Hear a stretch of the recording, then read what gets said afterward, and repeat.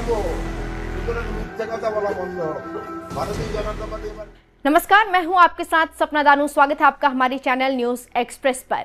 5 राज्यों में विधानसभा चुनाव हो रहे हैं। तमिलनाडु, बंगाल, केरलम, असम और पुडुचेरी में माहौल चुनावी है और राजनीतिक पार्टियां एक से बढ़कर एक मुद्दे को उठा रही है और अपने विरोधी पर हमला कर रही है ताकि किसी भी तरह सत्ता आ जाए या जो सत्ता में उनकी सत्ता बनी रहे। इसी कड़ी में पश्चिम बंगाल में रोहू मछली को लेकर बवाल हो गया है और टीएमसी के सामने बीजेपी फंस गई है। कई विश्लेषक कह रहे हैं कि इस बार भी बीजेपी का हाथ खाली रहेगा क्योंकि बीजेपी अपनी रणनीति बनाने में बेकार साबित हुई है। ऐसे में बीजेपी के उम्मीदवार रोहू मछली को लेकर वोट मांग रहे थे और यही मुद्दा टीएमसी ने पकड़ लिया है। 17 फरवरी को एक चुनावी सभा में ममता बनर्जी ने सीधा हमला किया, अगर बीजेपी आई तो बाजार में मछली और मांस नहीं बिकेगा। यह सिर्फ एक आरोप नहीं था बल्कि ये एक नैरेटिव था जिसे तृणमूल कांग्रेस ने तेजी से फैलाया। अभिषेक बनर्जी ने इस नैरेटिव को और धार दी। उन्होंने तो यहां तक कह दिया कि बीजेपी नेताओं का स्वागत मछली, मांस और अंडे से बने मेन्यू से करो। यानी चुनावी मैदान में अब मुद्दा सिर्फ विकास नहीं था बल्कि ये बन चुका था आप क्या खाते हैं। बंगाल का मछली सिर्फ खाना नहीं है, यह संस्कृति है, यह परंपरा है, यह पहचान है। दुर्गा पूजा हो, शादी हो या कोई शुभ अवसर, मछली के बिना बंगाली समाज अधूरा माना जाता है।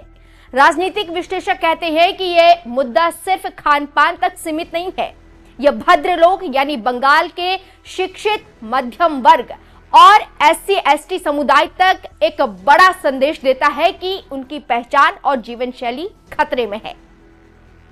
जानकारी देते चलें कि सारा किए किराए पर पानी फिरता देख बीजेपी होश में आई और आरोप लगाया कि वो बाहरी पार्टी है जो बंगाल की संस्कृति नहीं समझती और यहां शाकाहार थोपना चाहती है। कोलकाता के ब्रिगेड परेड ग्राउंड में भगवत गीता के कार्यक्रम के दौरान चिकन पेटी बेचने वाले फेरीवालों से मारपीट, परिवर्तन यात्रा के लंच में मछली का गायब होना, इन सभी घटनाओं को जोड़कर एक बड़ा आरोप गढ़ा गया कि बीजेपी नॉनवेज विरोधी है। लेकिन राजनीति में कहानी कभी एक तरफा नहीं होती। जैसे ही मछली मुद्दा बनी, बीजेपी ने भी पलटवार किया और वो भी उसी अंदाज में। प्रदेश अध्यक्ष समीक भट्टाचार्य कैमरे के सामने मछली खाते नजर आए। दक्षिण कोलकाता से उम्मीदवार स्वप्न दास गुप्ता और एक्टर से नेता बने रुद्रनील घोष भी लंच टेबल पर मछली के साथ दिखाई दिए।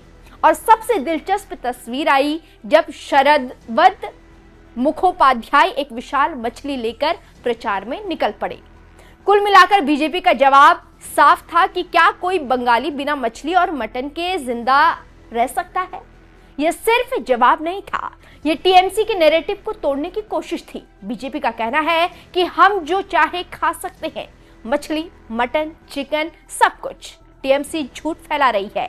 लेकिन सवाल यह है कि क्या यह सिर्फ फूड पॉलिटिक्स है या इसके पीछे छुपा है बड़ा चुनावी गणित। असल में यह लड़ाई है पहचान बनाम विचारधारा की। टीएमसी का दाव है बंगाली अस्मिता को मजबूत करना और बीजेपी को बाहरी साबित करना। वहीं बीजेपी का फोकस है इस नैरेटिव को तोड़ना और खुद को स्थानीय संस्कृति के करीब दिखाना। लेकिन टीएमसी दूसरे राज्यों के सीएम और नेताओं के बयान से बंगाल की जनता को बता रही है और बीजेपी जवाब नहीं दे पा रही है।